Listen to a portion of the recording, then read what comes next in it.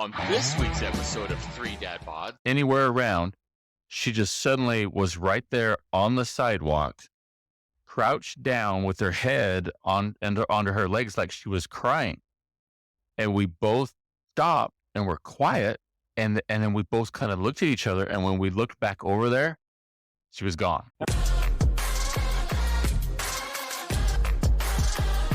Sarcastic, witty, and not afraid to mix it up. Pop open a cold one and welcome to Three Dad Bods. Welcome everybody to another edition of Three Dad Bods with Brent, Karl, and the missing man. Link just vanished. He's not taking our advice, Brent, to spend more time. I know. Just working. I remember that tear-felt journey that we went on together, and discussing spending more time away from work. However, we've got two special guests with us tonight. We've got Lorene Newsome back with us again, our first return guest. Thank you, Lorene, for joining us. And may I add, she's a sexy voice on every one of our intros and outros. She's our girl. She is our girl. And we have Craig Campbell, who is a resident magician in Salt Lake. He's done Salt Lake Comic Con. He's part of the Ogden Magic Guild up in Ogden, Utah, vice president of the International Brotherhood of Magicians Ring. But he's also a founder of the Salt City Paranormal Research Society, which changed their name to Salt City Paranormal. And so, Craig, I'd like to welcome you on with us. How are you, my friend? Doing good. And I was thinking as we were kind of putting things together, I've known you a long damn time, since kindergarten. Since kindergarten, man. Since we talk about a lot of the neighborhood stuff, and I was just thinking of that Miss Angel's class there. Yep. In kindergarten, the little foxy little redhead. Yeah. So welcome, guys. And today's topic, I hope our listeners all had a chance to listen to last week's episode.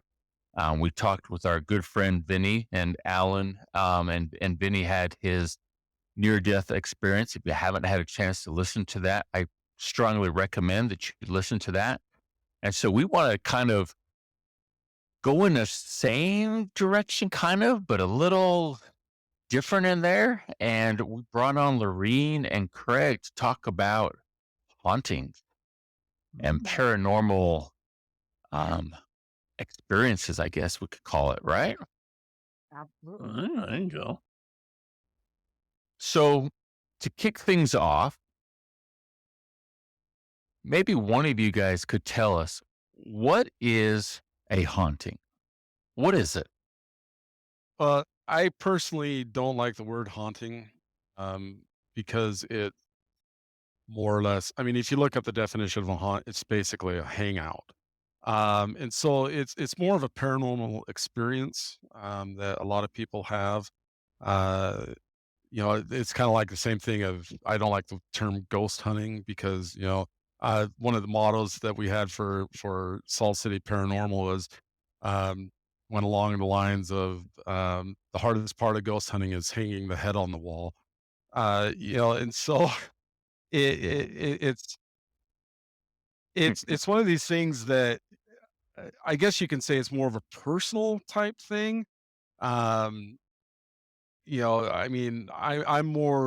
more ghost hunting or paranormal research that I've done on it, the more skeptical I've become. And so there's certain things that, it's really hard to nail down. But if you were to take the actual word of haunting, what it is, it's a paranormal experience is what it is. It's something outside of the norm. So, Craig, so is there a way to scientifically prove that a ghost is in a room, like the old show you saw on TLC, or I can't remember, Discover? Where Honestly, I don't think there is. There's no Okay. way to prove or disprove. I mean, I can't tell you how many times I went to a person's home. They, oh, grandpa goes from this side of the room to this side of the room at 10 o'clock every single night.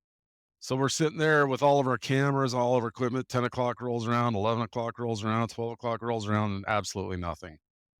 So, but there are, I mean, I've had experiences that I can't explain, you know, it just, it's one of these things that you really can't prove it. Although, I started my organization to really go in on a scientific level, as much scientific level as we could come up with, and try to gather actual evidence of it.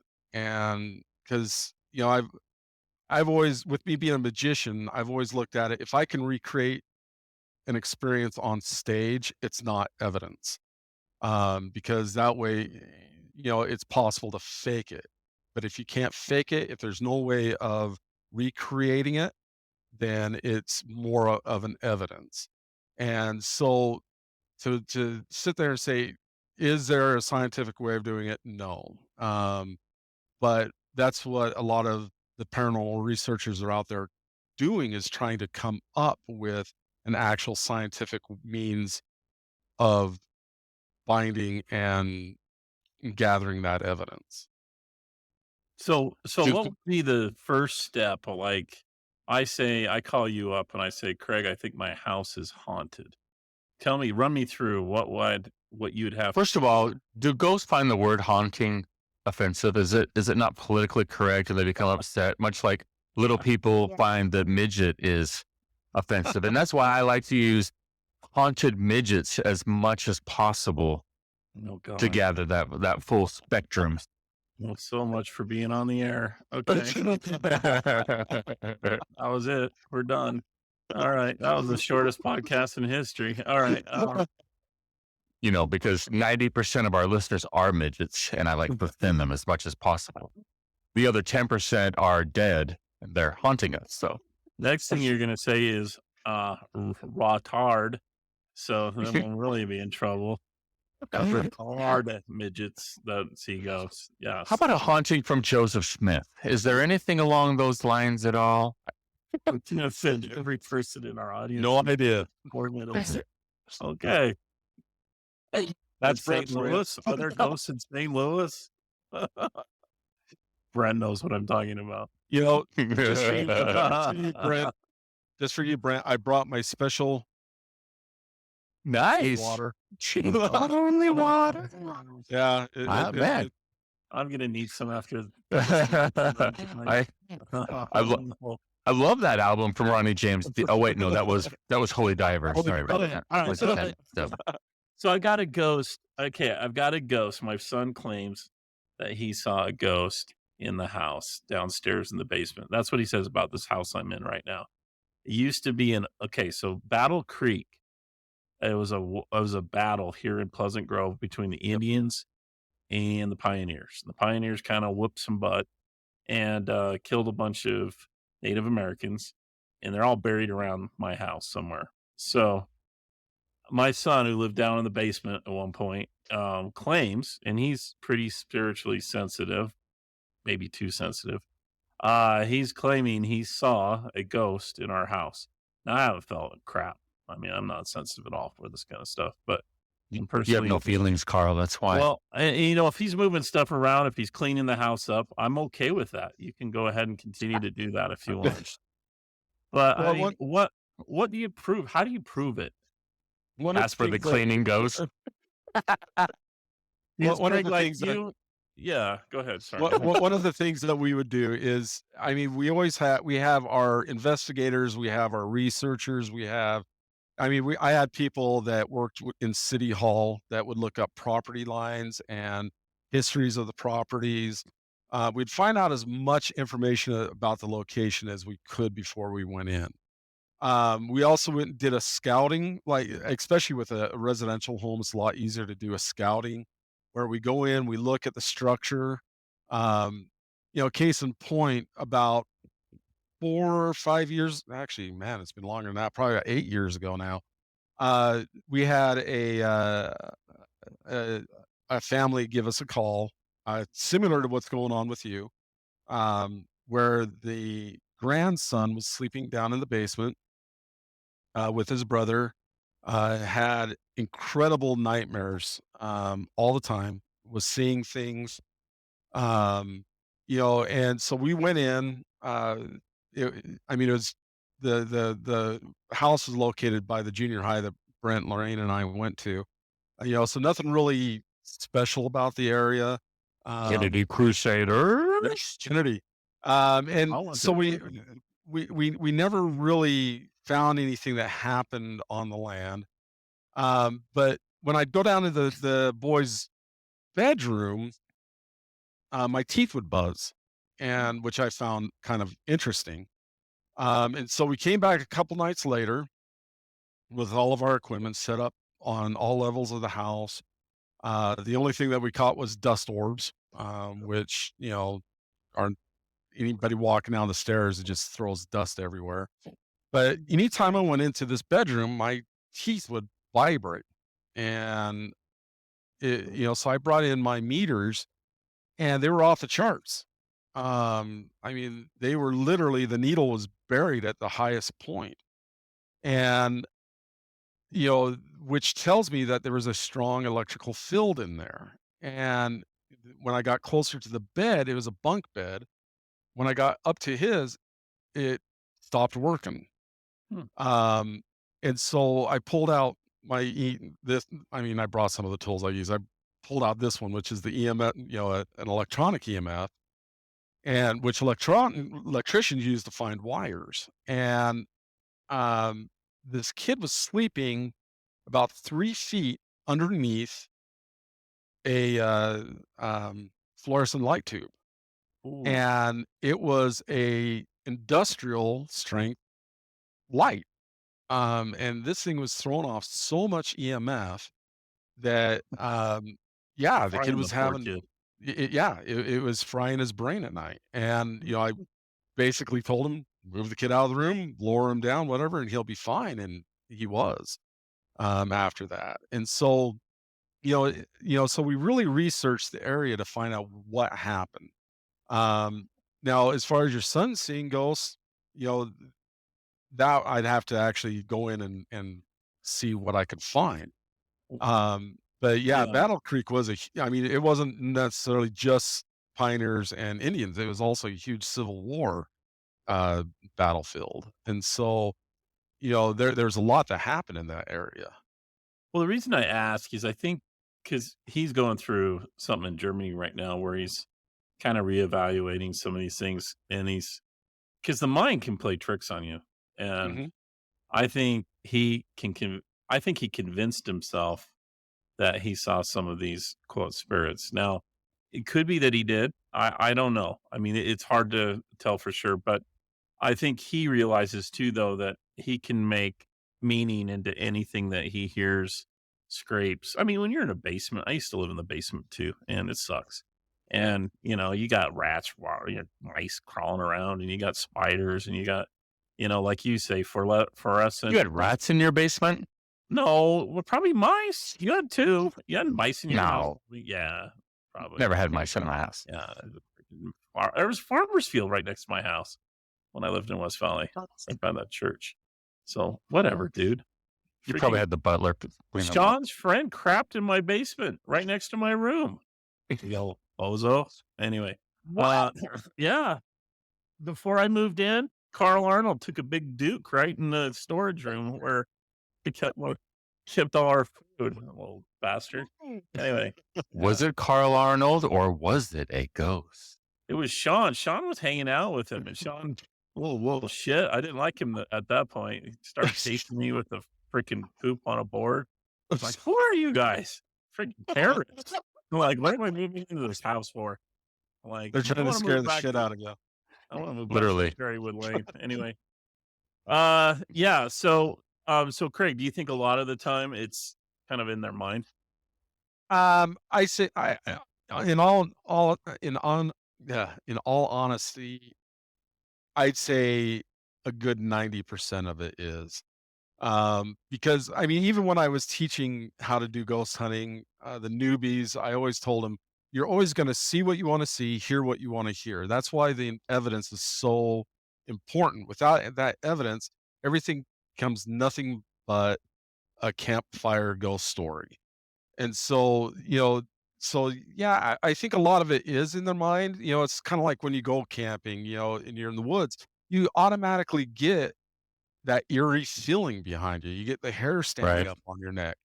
And there's, and especially in older houses where like the electrical's not up to date, there is a very strong electromagnet field that runs through a lot of older houses because just simply because of the wires. So you're going to have that hair raising up on your neck. You're going to, depending on what transformers you have in your house, I mean, there's houses I went into that, yeah, I felt like people were watching me, and it ended up being, some guy decided to be Tim Allen and put in the Oh, big got a box. funny story. I got a funny Mm. story about this. So we were in downtown Philly, and this really deep.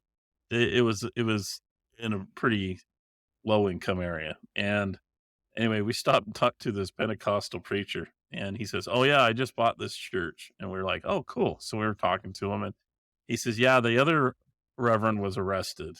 I'm like, "Why?" Well, he put two powerful transformers at each side of the room, and when he wanted the Holy Spirit to be felt, he jammed that sucker up as hard as he could, and everybody was going, "Whoa, that the Holy Spirit!" And it was sticking up. I mean, someone's pacemaker had a problem, and That's crazy. that's what caused the problem. They got That's arrested, hilarious. but yeah, it was in the news. All It right. was all over the place. Yeah, So, Lorene, I remember growing up, your place had some freaky deaky stuff going on inside of it.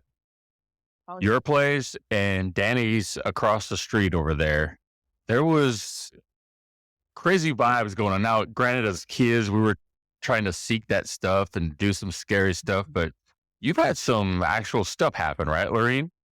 Yeah. My parents' house that I was raised in, the previous owner, um, his wife died in the house, which is common. But she died from an aneurysm, a brain aneurysm, and it took her 6 days to die. And she was in horrific pain the entire time, didn't go to the hospital. She just suffered until she died. Mm. Yeah. she didn't go to the hospital. No, and he didn't take her to the hospital.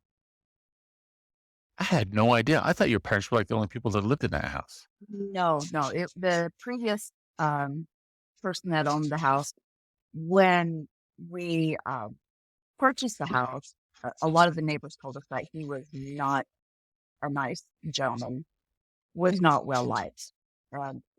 Anybody that lets their spouse sit and suffer for 6 days before they finally pass,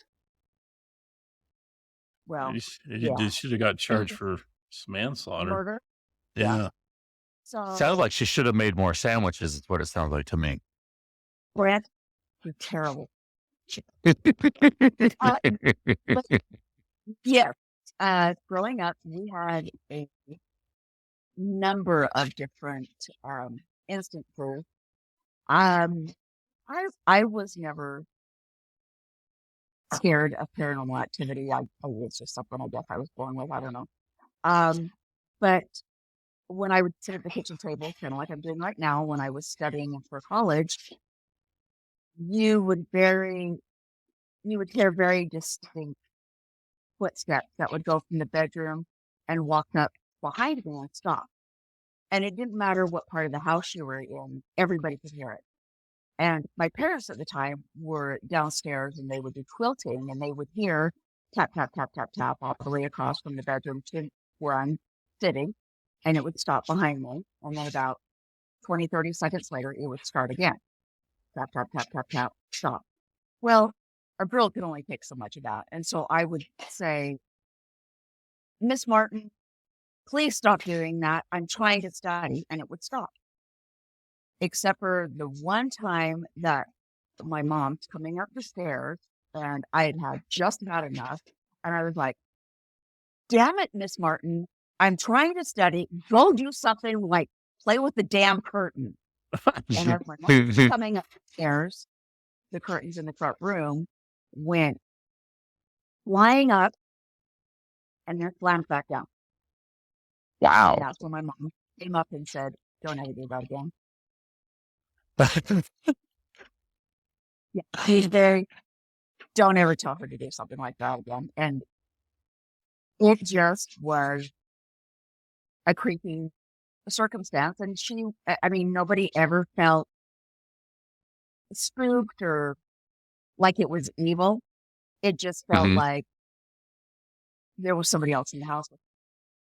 So, Craig, on an experience like that, what is like, why does that happen? Why is this I person don't, who's passed on continuing in an area like that? What causes that, or why would that happen? you know, in situations like that, it could be that the person just didn't want to go. They didn't want to leave yet, and so, um, you know, I mean, I don't know the answer to it, but that's the best guesstimation that you can say is that they just didn't want to leave. And which happens, it's I mean, I have a lot of friends that, they said that they were seeing their grandma for 6 years after her death, and then just one day she wasn't around anymore, you know? Mm. And so it could be that whoever is in that situation, they could feel that they weren't ready. They whatever it was that they felt they needed to do here wasn't accomplished yet. It could be a lot of things, you know. Um, that would definitely fall in that small fraction of real instances, Um, kind of Also, kind Daniel of a funny was thing. my fault. Yeah, I mean, I heard a lot of the stuff that went on at Danny's house too. Yeah, But that you was know, totally my what fault. got me into this whole thing was I was getting ready for shows out in Magna, at the Empress Theater, and we had midnight rehearsals because they had their play that they had to rehearse for. So we'd come in at midnight and do our rehearsals for the magic show. And as everything, I mean, a lot of stuff happened there that I can't explain, and it got me curious. What put the nail in the coffin of me saying to jump into wanting to do research was we'd be putting stuff away, and here it's 2 o'clock in the morning in Magna, which is completely dead, and we'd hear girls laugh going on outside. We'd go out there, and Wow. there'd be nothing out there. And then this one particular night, I was getting in my car, and our rehearsal hall was in the auxiliary building, and we were up on the second floor, and there was a window that was knocked out. There's no glass in it. The room was completely walled off because they did that because birds kept going in and crashing and dying in there. So they just walled that entire room off. There was no way to get in there. And I got to my car and I was like, I felt like something was watching me. So I turn around, I look up at the window and I see this little girl with this black shadow standing behind her. Wow. And I was just like, okay, that's cool. And so me and one of my assistants decided, hey, let's do a ghost hunt because, Ghost Hunters was popular at that time. Um, and a lot more like one of the other nights I was there, I was in the bathroom. I knew where my hands were. And all of a sudden I felt this go across my forehead. And I'm just like, wow, I mean, a lot was happening. So we brought in just a digital recorder and stayed an extra hour behind and walked through the entire Empress doing stuff. And at that time, everything was carpeted. Well, when I listened back to the tapes, you heard cowboy boots on wood floors walking across. The Empress started out being a brothel back in, when Magna was Pleasant Green. And so, uh, and after it burned down a couple of times, it's been rebuilt several times. But I felt that was kind of interesting to hear those cowboy boots. And then we also heard somebody whistling, which was kind of cool. That kind of started me off on this whole thing of wanting to. So I wanted to justify what I saw. And I don't know if you can go into it, but if you go into Salt City Paranormal on Facebook, Mhm. is it I possible was for me to just share on here? Yeah, I was just in the hauntedrooms.com, but yeah, go ahead and hit the share button, which is a little up arrow. Okay, let me see if I can get this to share. What's the Uh, website? I can look And, it up. and while you're doing that, just a quick question. So, you mentioned like this lady, whose grandmother was with them for like 6 years, Lorene's, who's been around for a number of time, but they don't realize what's going on, do they? Because there's no time, right? So to them, it's just an instant blip of what's going on, correct? yeah, I mean, it's well, some passings can be quick, and some of them are, kind of like the Miss Martin. It can be long drawn out. I mean, and but this is the window that I looked up at, and there's absolutely no glass in there, no chicken wire whatsoever. But if you look right here, you can see the little girl, and you can see the shadow behind her. Okay. Um, and then this one, I reversed the image, and you can see it a little bit better. I wish I could blow this up a little bit. Oh, wait, what's Uh, that? but you There's can an old really Is lady something on the hanging. top? no, that's actually the back wall and the Oh, ceiling. Oh, Uh, we put this red square around it, and you can definitely see a little girl there with a shadow figure standing behind her. This was like 3 or 4 years after my experience. We did for a long still there. time. We were the only ghost hunting group allowed in the Empress, and so Huh. we had free reign of this place for 3 years. And one April night, or is during the winter, one of the investigators was outside. She had this feeling something was watching her. So she turned around, snapped this picture, and she caught what I saw, which I found really interesting. Um, let's see. One of the guys that runs the group now threw up a bunch of other pictures. So, but it's it was kind of cool. And I mean, and that's one of those. I can't get my mouse down there now to put it back. Ah, come on, there we go. Um, so like I said, there's instances that I can't explain. One of the times walking into the theater, it suddenly felt like I got punched in the eye with an ice ball. Uh, Nobody was in front of me. Absolutely, I mean, I was the first one in. Everybody else was behind me, and it hit me so hard I actually hit the floor. And there's another time when I was at the Rio Grande Station downtown Salt Lake. We were doing an investigation down there, and I was in the basement women's bathroom with two other investigators, and all of a sudden my back started burning, and I was just like, "What the crap?" And didn't think anything of it. Got home, took off my shirt, and I had scratches all over my back. Oh, That wow. nobody was around me when that happened. So there's things that you can't explain, and you know, but as far as the time of death, it's like it's literally when that time comes, it's like it's faster than a blink of an eye. I mean, I used to be an EMT. I mean, I've seen a lot of people die, and it's very quick when it goes. I mean, Hmm. what leads up to that can be painful and long drawn out, but the actual death itself, it's fast. I mean, it's literally faster than you can blink. And so some of those people, you know, you see these people that are walking down the street, get hit by a car. They don't know what hit them. And so they may hang around because they feel that their time wasn't now. Their body's dead, but their spirit's still alive.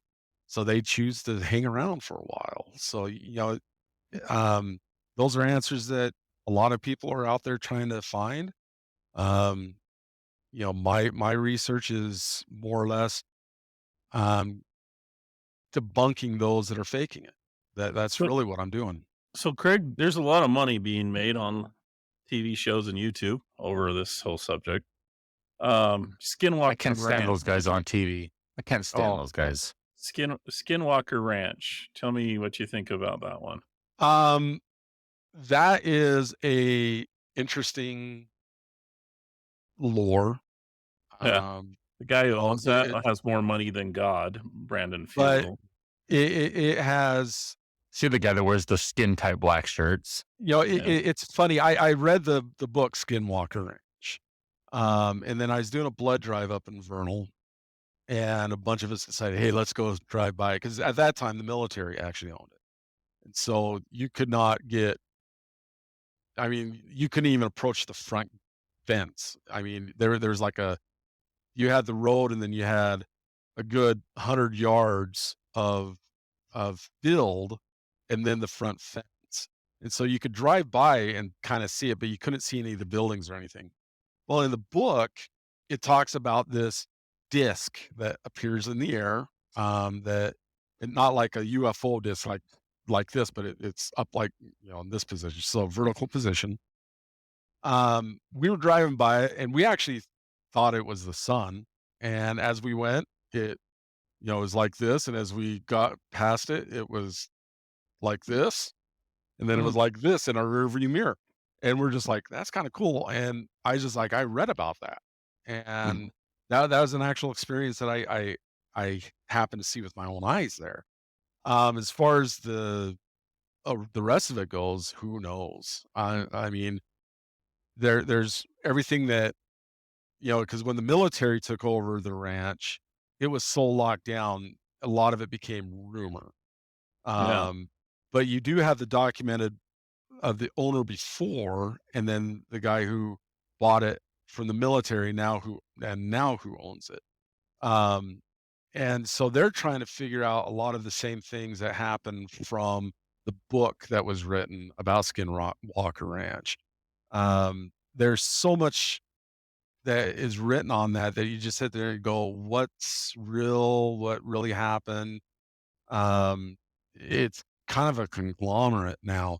The cool thing about Skinwalker Ranch is the guy that owns it now, he actually allows tours in and to Yeah. do, but I mean, you have to pay an arm and a leg to do it.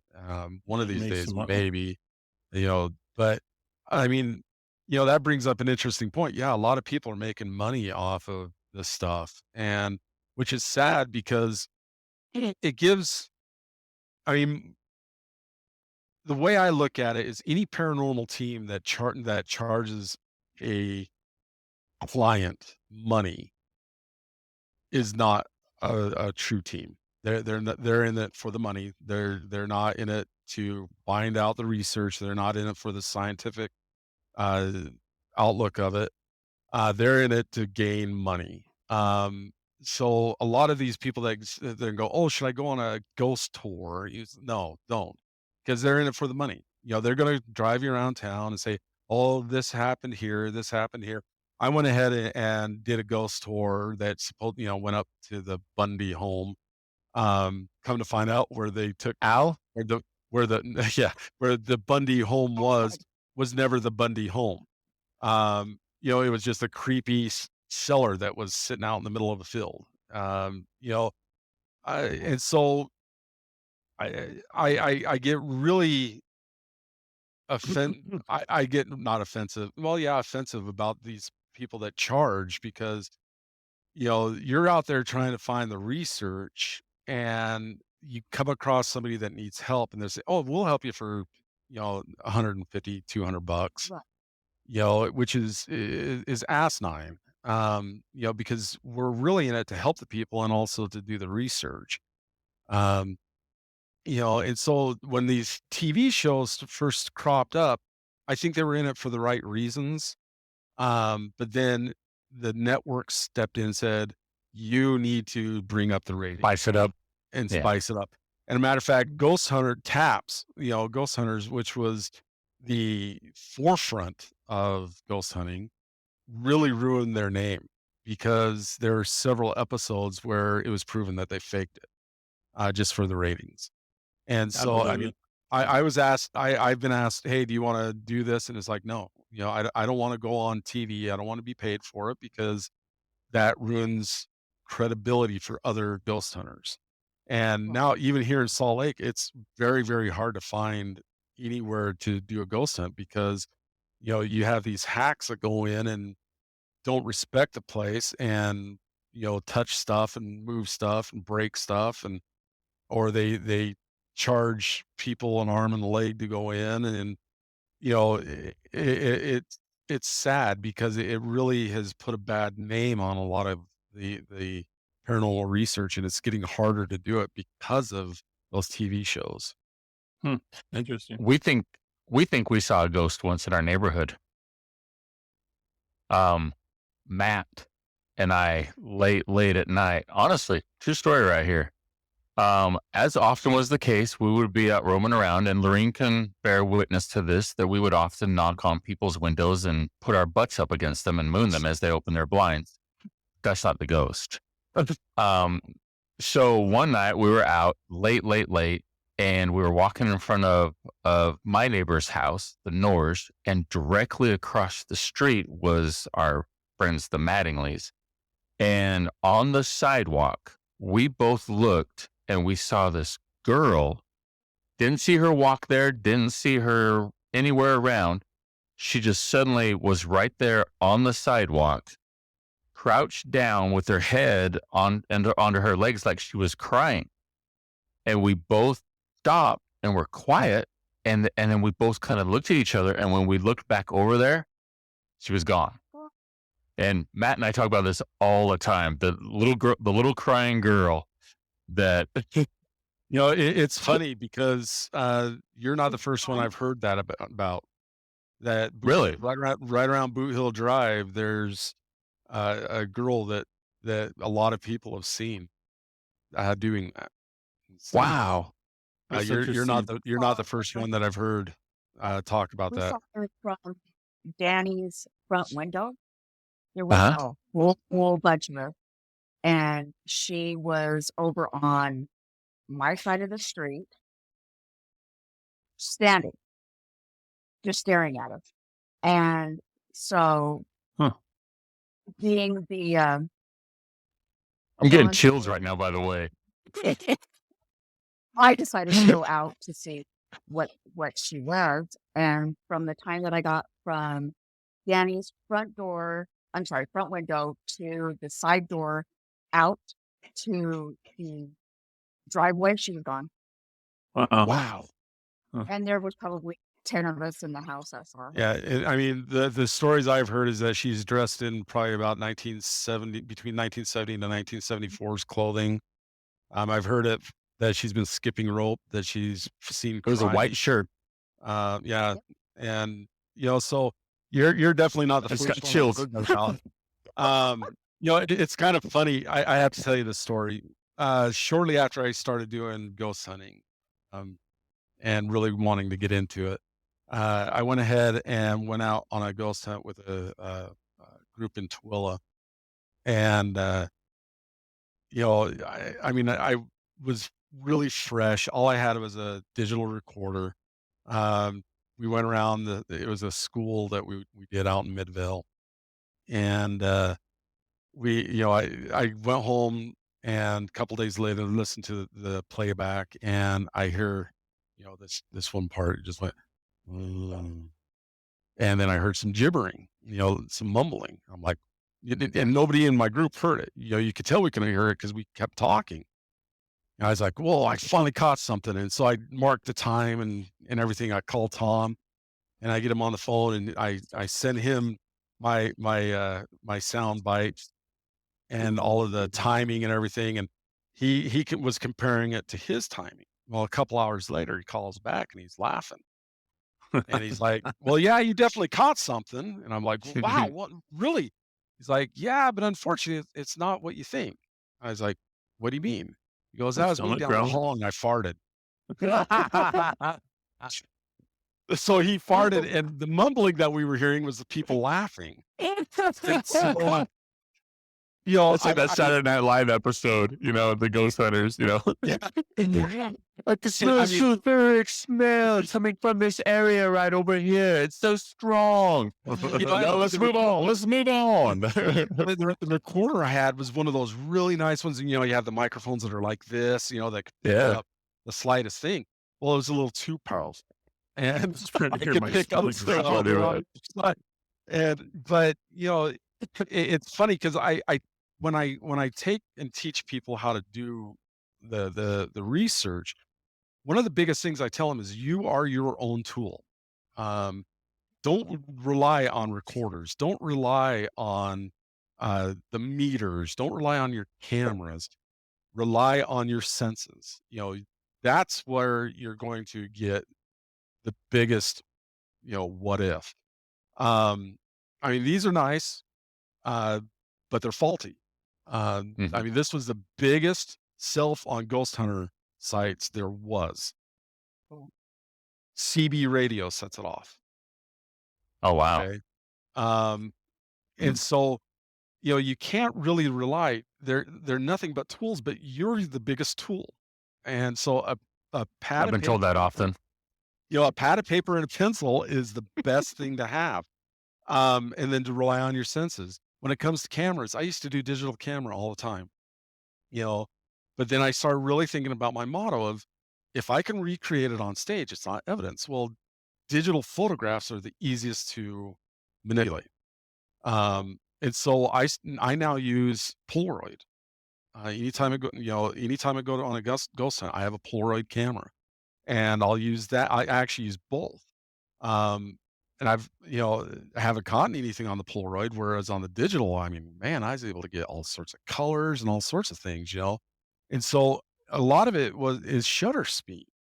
There's, I wonder if I can find this picture.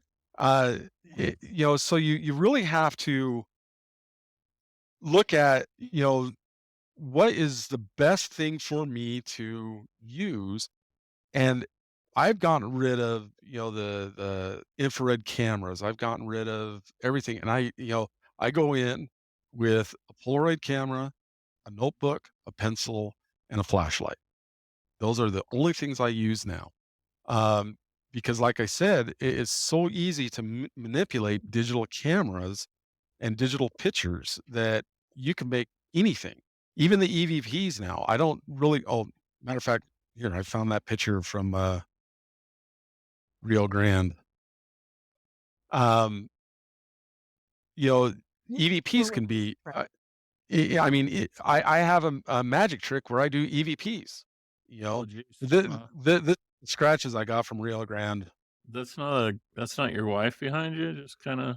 Nope. That's me. That's just me lifting my shirt. Oh boy. How should I explain that to your lady? Yeah, I was. Well, apparently it was actually an upside down 7. Was it really? That was just, I was just like, where is, what bit me? It felt like something bit me. So I raised the shirt for the girl to look at, and she's just like, you're scratched. And so, but when I got home to take a shower, my wife was just like, well, there's actually a lot more on there than just that. She was like, yeah. It's like, oh, now I know you do all those ghost hunts. Well, I actually have. Craig, I got a question because I've been waiting to ask it, but can't get a question in here. What would trigger, in most cases, a haunting? Would it be a violent act, a crime, some sort of crime, or just like Rock Canyon where I live? There's been a lot of reports of ghosts because climbers fall. Mountain lions eat people in the canyon. There's been some reported mass murders that have holed up in a cave somewhere there. The kids all talk about it. So what triggers these hauntings in most cases? In most cases, it's a violent act. Okay. That's what I've found in the ones that I can't explain. Something really violent has happened there. There's never like a happy ghost. You've never found a happy. Or a cleaning ghost. I'd like a maid ghost with a nice no outfit on. Caspers.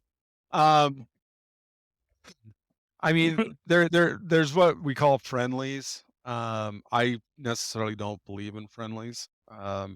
Because I mean, my own personal belief is we're not going to see somebody from the other side unless there's a very specific reason that they're over on this side of the veil. And so, you know, you have these, I mean, I don't know how religious you are, but you have your demons and you have your angels, basically. And a demon is going to imitate something good for the longest time, and then they'll just slowly start turning. Matter of fact, Annabelle, um, when she started to manifest herself, it wasn't in an evil way. It was, you know, it was very playful, and it just slowly became more and more and more evil. Um, and the more it was around that situation, the more Annabelle became its true colors, which was more demonic. I've had So that little girl on Boot Hill, do you think that would be a good example of that? that might be, yeah. I mean, I've never personally seen the girl. I've never talked to anybody who's interacted with it. They've only seen her from a distance, Okay. and they get within 10 to 15 feet of it, and she's not there anymore. Is that how close you and Matt were, Brent? About 10 or 15 feet? Across the street. Yeah. Right across the street. So probably about 30 Not feet. very far. So, Yeah, we're right across the street. So this one is a good example of shutter speed. And this is, this was taken at Castle of Chaos. And this was given to me by a grandmother of this girl. Oh. And she was freaking out about this because right here where she put this square, you can see a skeleton. Oh, wait, something. Is that the reflection from the mirror? There's no mirror. In a haunted house. And so this is the original. She's in the haunted house. So this is the original. And so this one I inverted and I drew it out, and I actually sent this to my brother that's a photographer, and he was just like, all that is slow shutter speed. And what you're seeing is actually a reflection coming off the Her dress. on her dress. Yeah. Right. That doesn't really look But like to a look at skeleton. it looks like a demon. Yeah. Oh. Well, her eyes And are because pretty good. well, she has contacts in because she's Oh. a vampire she was a character in the haunted house. So like I said, this is the original. And you can actually see the dress pattern better in the original Oh. than you can in the black, in the inverted. Oh, yeah. There you go. And Okay. so, this one was kind of bugging me. It's just like, what the crap is that? I knew it wasn't what her grandmother was thinking it was. So I sent it to my brother, and he looked at it. He's just like, that's just a reflection off the rhinestones. That's all that is. And so that's one of the reasons why I don't like, I don't like digital cameras anymore because they're too manipulative. Yeah, they're too manipulative. The shutter speeds on them are pretty slow. So you get in a dark area like that and you get effects like that, because there was fog around her, it was hard, and so she just probably moved a little bit when the picture got taken, and it was just enough for the lights in there to bounce off those rhinestones and create that picture. So what would be the best place in Utah, like for Lorene and I? And I don't know if you know anywhere in Tennessee for Brent, but where would be the best place to catch a ghost if we were to? There's a lot in Tennessee. There is. Yeah. Honestly, the most haunted place I've ever encountered, and a lot of people don't believe it because now it is a yearly haunt attraction, is Asylum 49 in Twilla. Yeah, it's the old Twilla Hospital. That's right. There's stuff that I've caught.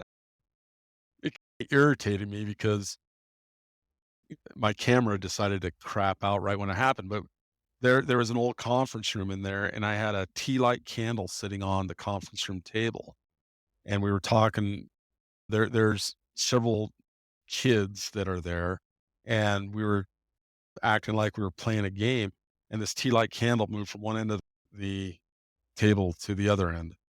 Just Um, moved. just moved, and that thing was perfectly flat.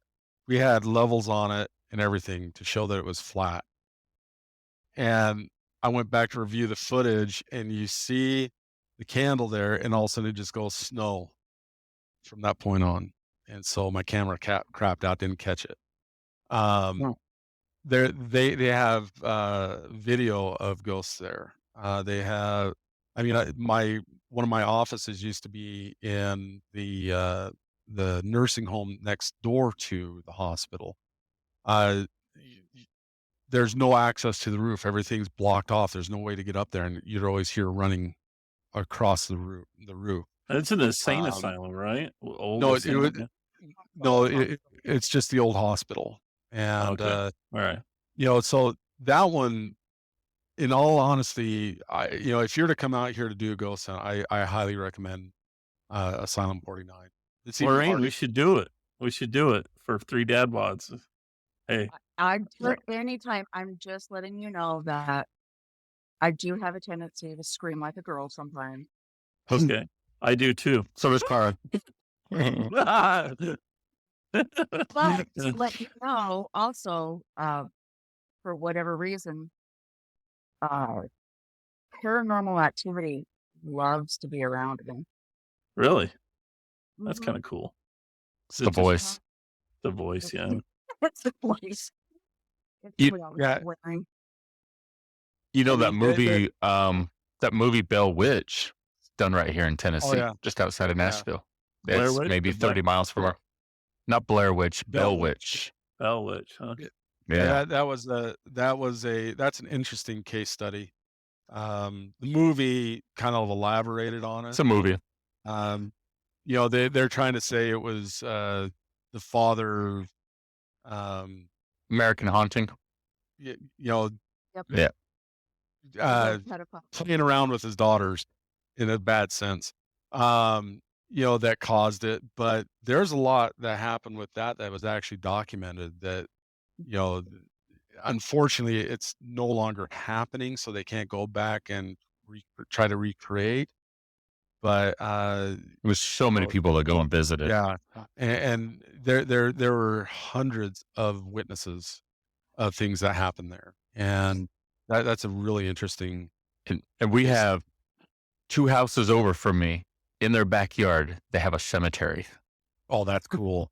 I would in the love that. backyard. And it's an old, it's like 1600s, 1700s. Oh, those are And the it's- best one. Yeah, it's got a chain link around. It's right in the middle of this guy's backyard, and it has these big monuments. It's really like in the fog. It's very, very creepy looking. But it's I got to come back to Tennessee. that you see that all over. So there's a lot of them in Tennessee. What was that, Lorene? Yeah. I was going to say it's very common from the older Nice. generation that when you had a family home, that you would have a family cemetery connected to it. Mm-hmm. Yeah, they pop out. Like you'll be driving down the road and you'll see like a just random 6 tombstones sticking up. You see that all the time. But I think the most popular place is the old state penitentiary Oh, yeah. here in Nashville that was built in the early 1800s, but during the Civil War, it was a prison camp. Oh, And basically, it was just some very, very ruthless stories that they speak of what happened Yeah. in the prison during that time. Taps did a special there, and Mhm. they got some really cool things there. I'd love to go back to that area again and play around. Yeah. So- Come on so, out. so even for the skeptics, So even for the skeptics, Lorene and Craig, this is a question for both of you. For even skeptics that are highly this is crap. It sounds like to me there's so many cases. There's a lot of cases, and then there's a lot of BS cases. How do you tell which kind of stories have a little element of truth to them? What's a kind of a good way to It all sort depends through it. on what you gather. Um, there was one that I did. It actually pissed me off because it was a complete waste of time. We went to a fraternity that they were saying it was haunted, so we went and set up everything. I'm not going to say, Too but much beer.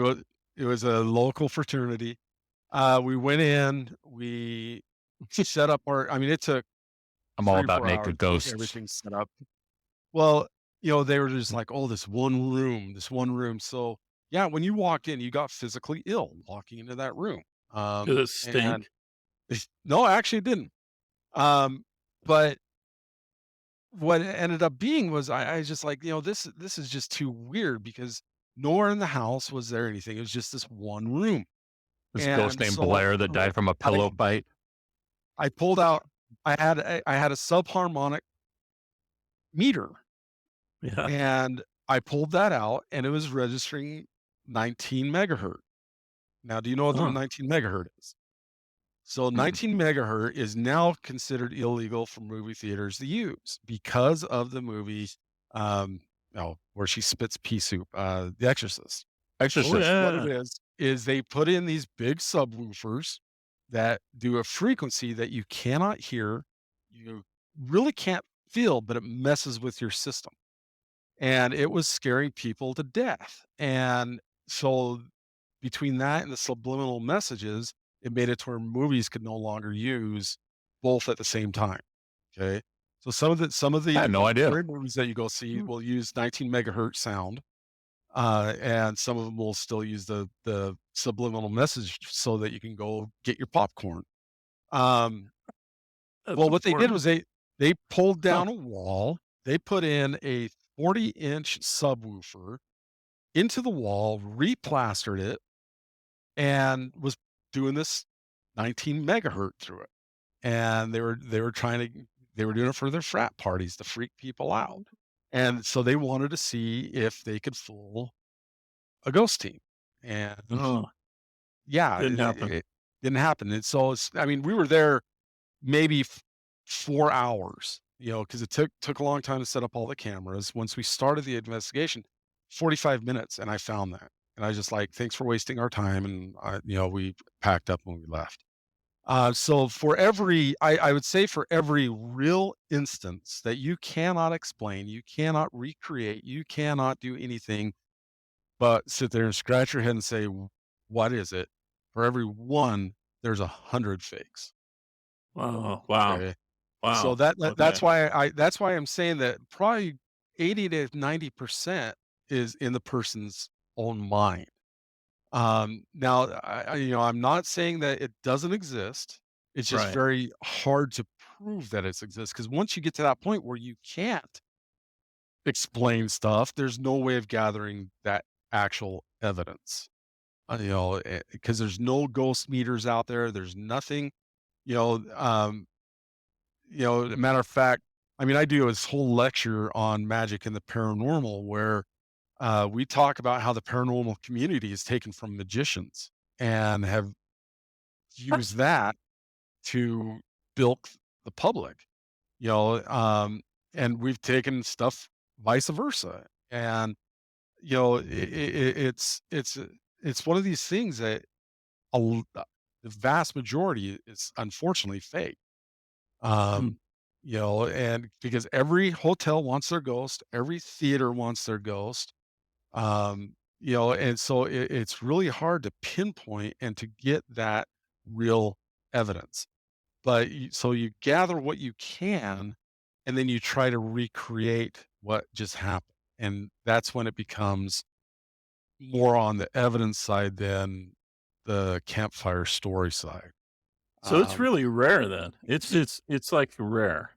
This it is. isn't like okay. And I mean, that's my opinion. I mean, I know ghost hunters that, like I stay away from cemeteries. I think cemeteries are a waste of time. Um, Historically, I love going to them because I'm a history buff. But, as far as ghost hunting in a cemetery, to me, it's useless. It's just one of these things of, what you're hearing is the wind. And so it's really rare to catch something that you can't explain. Uh, like I was at the Empress Theater, and there all of us were right in the theater itself. Um, None of us heard it until we all started doing our playback. Um, and I was giving instruction to the newbies, and you hear a girl's voice behind me saying, kill him, Mm. just over and over and over again. None of us heard it. Later on, one of the girls that was with us got scratched. It ticked off one of the investigators. She started to provoke, and you hear a laugh, and this guy say, "Oh, it's the blue one." None of us heard that. Well, it just happened as I was looking through pictures. That particular girl was dressed shoulder to foot in all blue. Um, so that's stuff that I have to sit there and say, okay, that's evidence. Um, Getting I fat. I was on one of them, and we asked the person, what's your name? And I got the name Richard. Well, it happened that the guy who was rebuilding the Empress, he had a heart attack in the building and died. And I played it to the person that was taking care of the Empress at the time, and she just went white. I mean, all color drained from her face, and she's like, "Well, the guy who died here, his name was Richard." And she had contact of his niece and his daughter, and so I took that audio over to them, had them listen to it, and it was his voice. Hmm. So there's rare little instances that happen. Very, very little happens on a hunt that you're going to see. It's always in the aftermath that you're going to find your information. It's kind of like the cowboy boots. We didn't hear that until I listened to the audio almost a week later. Because I mean, sitting there, I was just like, oh, this is boring. I mean, ghost hunting really is a boring thing because you're sitting there talking to the dark. Sounds like fishing. Fishing has more Yeah, action, right? But so a lot of it, you can't go into a lot of these hunts expecting things to happen, because if you expect it to happen, you're going to hear what you want to hear, you're going to see what you want to see. But if you go in with a skeptical mind and skeptical but open at the same time, you're going to come across stuff that you can't explain. And that's where the real evidence starts coming in. Because like I said, if I can recreate it on stage, I throw it out the window. So you would suggest if you went on a ghost hunting trip that you take a bottle of Jack Daniels with you and consume it liberally before heading out with all your boys? Well, you'd be consuming the spirits. See, Brent, I just do that in public all the time. I'm just thinking about you, Brent, right there. We call that Tuesday here. It's funny. They liquor got the name spirits because of, people were starting to see a lot of ghosts when they drank. And so they started calling it spirits. I would. Hey. Yeah. That's I see a lot of liquor. stuff when I'm, 3 sheets to the wind. Yeah. Anyway, hey, well, this has been fascinating, guys. Really appreciate you guys, both of you, coming out tonight. And sorry Sean wasn't here. He sometimes brings some good questions to the table that we don't think of, but I think we kind of covered it, though. Don't you, Brent? Yeah, no, it's been fantastic, guys. I really appreciate you guys taking time to be with us today. Oh, it's been my pleasure. Always. Well, hey. Well, everyone, we hope you enjoy these last episodes, Vinny and now Craig and Lorene. And so we're just share the show. We're hitting our stride right now. And you two are fans, too, of our show, right? You guys listen occasionally? Yeah. I started listening. I am. Matter of fact, when you guys started up, Brent sent me the invite for the group, and I've been on there since. Thanks for listening to Three Dad Bods, and make sure to catch their past episodes on Spotify, Apple, and Google, or wherever you get your podcasts. And make sure and leave a comment to help stroke their fragile egos.